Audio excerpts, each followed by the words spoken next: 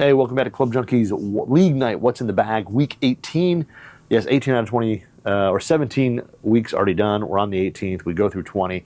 So 3 weeks, including this one, left. That's it. Now I'm going to keep playing after the season ends because the weather hopefully is still nice. And I'm going to go out and keep playing because I just love to play. But yeah, we're getting close to the end, which is pretty crazy. I will say last week, disaster. And disaster doesn't even like cut it for what it was. It was probably the worst 9 holes of golf I played in my league in at least 2 years, possibly 3. I shot a 48. And honestly, it was one of those days where you just have no clue what's going on. No swing felt good. I don't think, I can't think of a club in the bag that I actually hit well. I think I made 3 pars. Started off the whole thing with an 8. Hit into the trees off 1. Had a weird little lie against a tree, tried to punch it out into the fairway, caught another trunk, went OB, had to drop. I mean, it was just an absolute disaster from then on out. Yeah, so it wasn't a good round. I mean, there's really nothing out there. I think I hit wedges okay if I had to pick one thing. But I mean, really, I put myself in such poor positions off the tee and with my irons that basically I was just hitting wedge shots to try to get it close enough to save a bogey or something like that. And yeah, it was just rough. So I think I started off with a quad and then a double. And then I want to say I might have tripled the next one after that. I mean, it was just the first 3 holes just set me up for absolute disaster. It was horrible. It was one of those rounds that by like the 4th hole, I was ready to just walk off the course, call it a day, and come back later, wondering how I even played this game. So it was pretty bad. But it's a new week, and I do have to say I was traveling earlier in the week. Here, I just got back yesterday night, and I played really well on Tuesday. So hopefully that's a good sign that at least I found a little bit of a swing and should hopefully hit some decent shots this week, this evening. But hey, we'll find out because golf, it's a great game, and it is extremely frustrating. So got a brand new 14 clubs in here. Got some stuff that's interesting, and just got a brand new set. Came home to a set of irons that I'm going to show you, and those are going out with me today. So I showed up yesterday evening, got home. Box was sitting there waiting for me, popped that open, and ready to go with that set of irons. So we're going to start at the top, as we always do.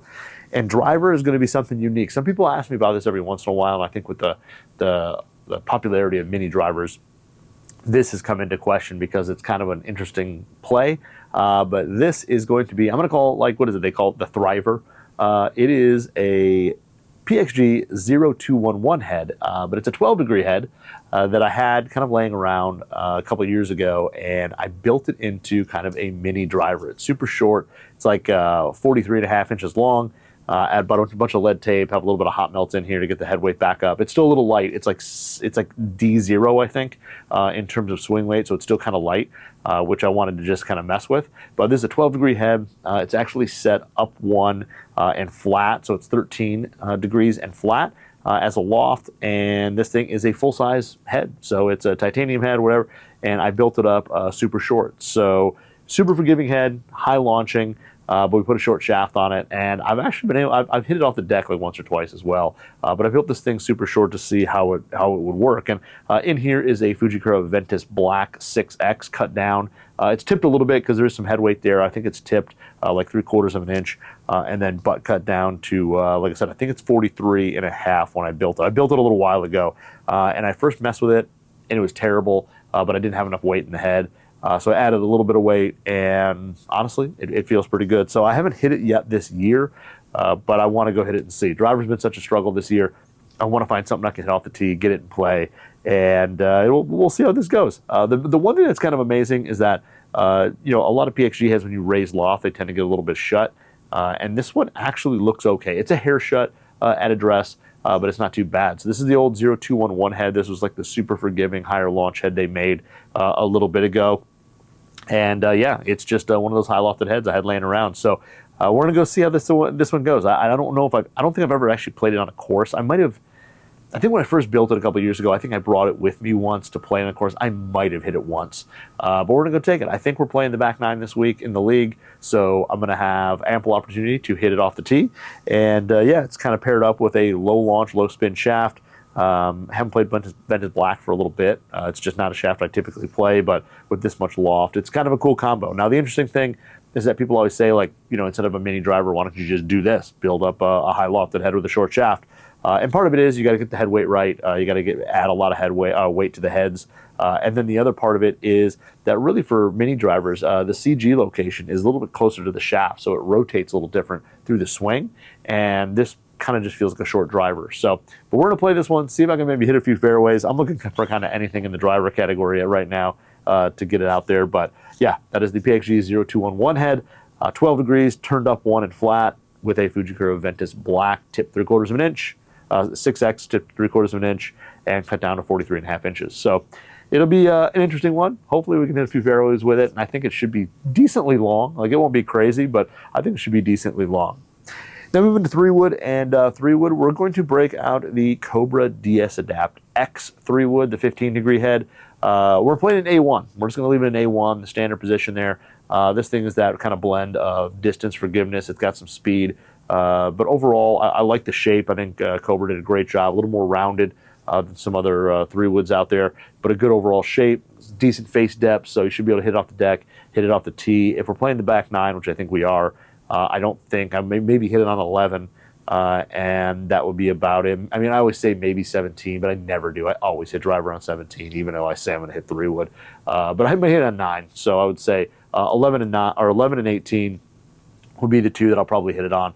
But I actually haven't played this on the course. I hit it when it first came out on the range, but I never actually have really had it on the course. So excited to get this one out there. Should be, you know, a little bit higher launching than the LS, while still being a little bit more stable as well. Won't quite have the speed of the titanium face, but it's still going to be long. So A1 position on that. So 15 degrees, standard lie angle, all that. And then this one is shafted up with a UST Mamiya Link M40X white. So the white is the kind of mid-launch low spin shaft, or mid-launch mid-low spin. But good feeling shaft. I think these Link shafts are super underrated, even in the stock form. I think these things are really, really good. But this thing here is a 70-gram stiff, and yeah, stock length, all that. It should be a solid through. I have the same shaft in the LS head. Hit it really well, like the feel, like the stable feel of it. So I think it should go really, really well in the X head. So again, I don't know how much we're going to hit this on the back 9. If we were playing the front 9 with it, it would probably get a few more swings. But hey, we're going to go with what we got. So we're going to go that there. And then for 7-wood, speaking of PXG, we're going to break out the old Black Ops 7-wood. So this is the 0311 Black Ops 7-wood. I like the fact that this thing has a pretty deep face on it. So if you want to hit a 7-wood off the tee, which some people, I mean, 7-woods are great off the deck. They go high, they land soft. But for some people like myself, you play some short par 4s or maybe longer par 3s that you need that 7-wood distance on. You need to hit it off the tee. And you're really worried about teeing it up so low. This one here has got a little deeper face. You can kind of not tee it up as low, not be as concerned with that, still hit it off the tee fairly well. This thing off the deck is solid also, goes high, very forgiving. It's a little bigger profile than some other 7-woods, a little bit chunkier, but it sounds good, it feels good, it's got good distance, good height to it. 21-degree head, and this is just stock 21, so it's not changed out. I'm actually, a lot of times with my 7-woods, I turn them down to 20, try to get just a little bit more out of them to kind of match the gapping. But with this iron set, I think playing it at 21, it probably is going to match a little bit better. So 21 degrees, 7-wood. Again, this is one of those, I don't know where I'm going to hit it. Maybe into the par 5, I might hit it in there. And then that would be maybe about it. Maybe on 15 if the wind's into us, something like that. But there's really only kind of a couple holes that I'd hit this on as well. But a great 7-wood, kind of underrated. Not a lot of people hit these things. Weights are set up, heavy weight straight back, 2 lighter weights in the toe and the heel. So pretty neutral setup there. And this is shafted up with a Mitsubishi Tensei AV Raw, or I guess AV series, even though it's an AV Raw, AV 75. Stiff flex. So nothing too crazy here. This is kind of the stock shaft that they've kind of had around for a while. A lot of manufacturers have, but it's a mid-launch, mid-spin shaft. Aluminum vapor, carbon, and the handle to make it a little bit stiffer. This thing helps get the ball in the air, and it's pretty darn good. Feels smooth. Nothing too fancy there. It's kind of a workhorse shaft, but it works well in a 7-wood because for me, I feel like mid-launch shafts typically match up my 7-woods well. A lot of loft, a little bit more spin, and they kind of just control that a little bit. But overall, a good setup. I got fit for this when I went out to PXG. When these first came out, I got fit into these things. So really good 7-wood there, and it should be good off the tee also. So that'll be 7-wood, and then we're going to move straight into irons. We're not going to go hybrid. This week we are going to play my U505 from Titleist, the brand new U505.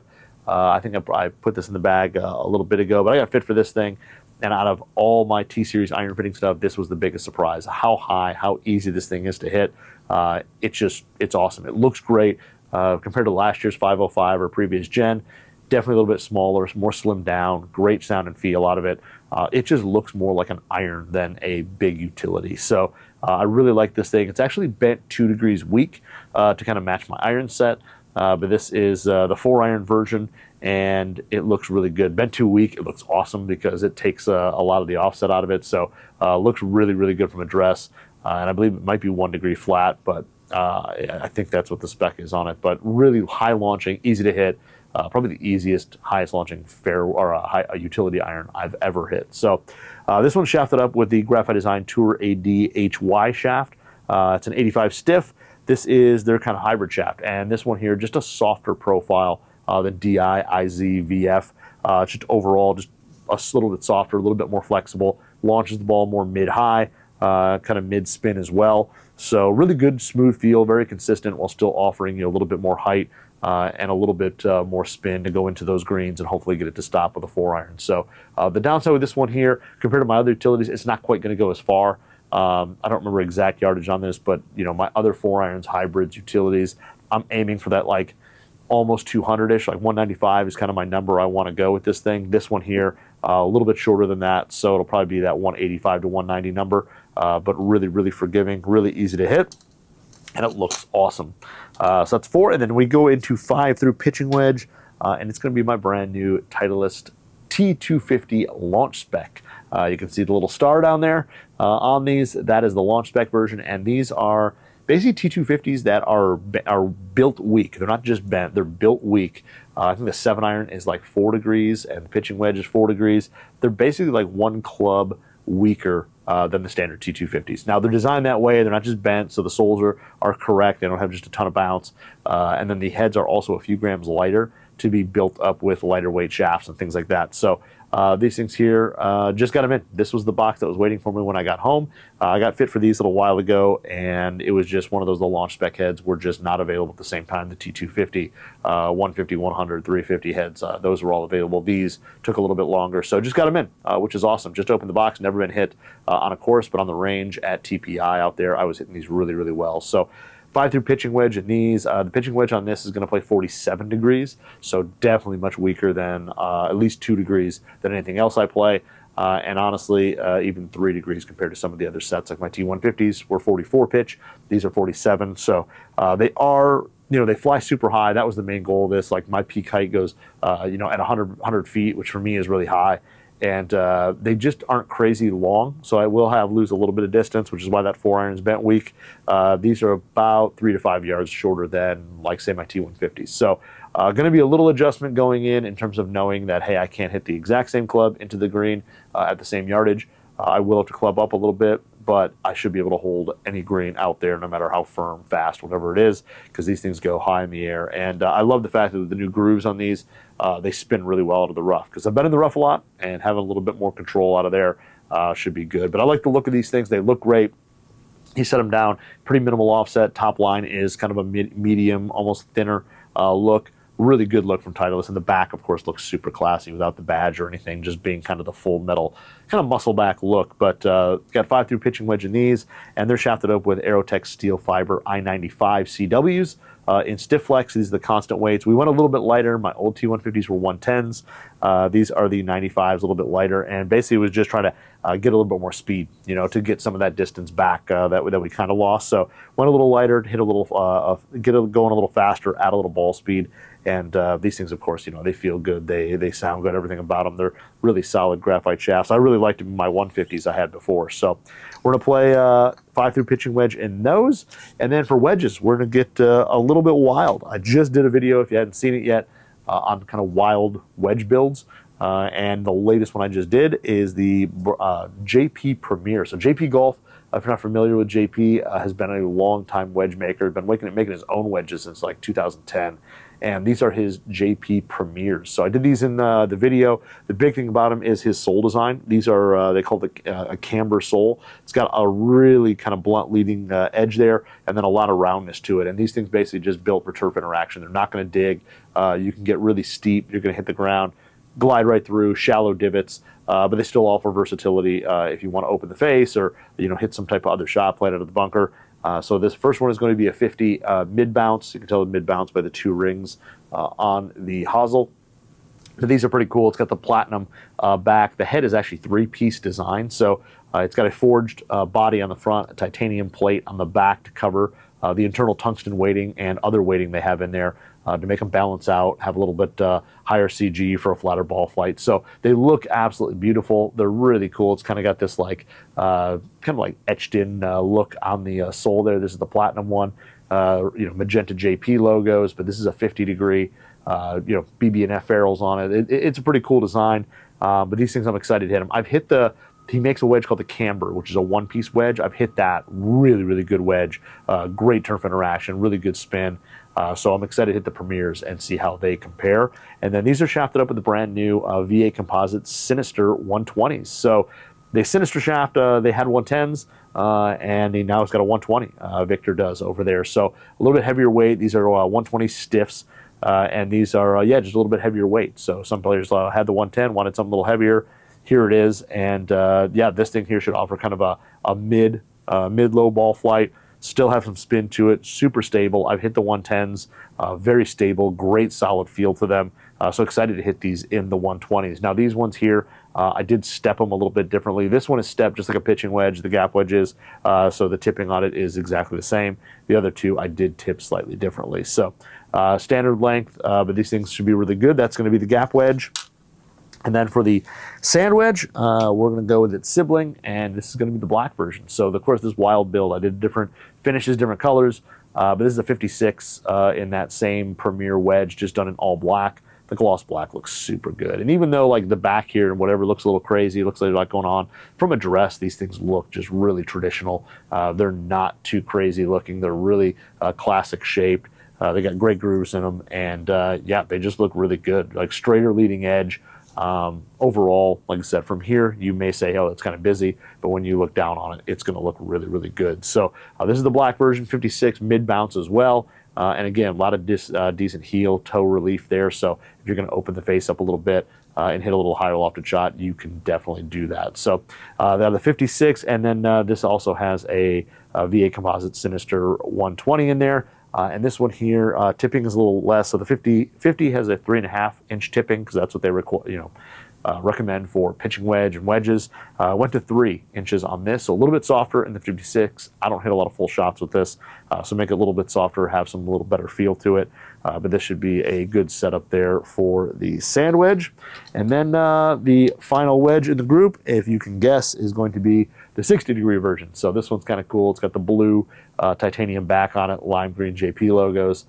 This is a 60 mid bounce. Same thing, good amount of relief on the back. So if you do want to open it up, hit a little higher lofted shot, you can.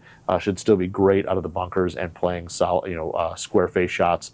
That leading edge is really rounded, really blunt. So that way, you can kind of throw the thing into the turf. It's not going to catch. It's not going to slow it down. So as I said, I've hit his wedges with this sole before, and they perform really well. I hit them in like crazy wet conditions one time, and I was shocked at the divots they had. They were just super shallow, and it was one of those days you could walk down the fairway and feel the ground just like squish underneath you. So it's drier out here now. We should be good. So these should be great wedges there. And like I said, excited to see how they feel and see how they spin and perform. But they look awesome. Got the cool kind of rainbow ferrule on this one.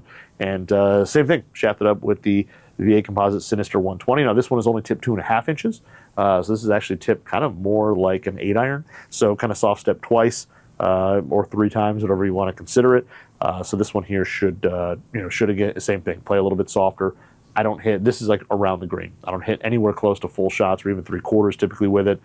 This is basically around the green, get it up and down, carry a bunker, whatever you need to do.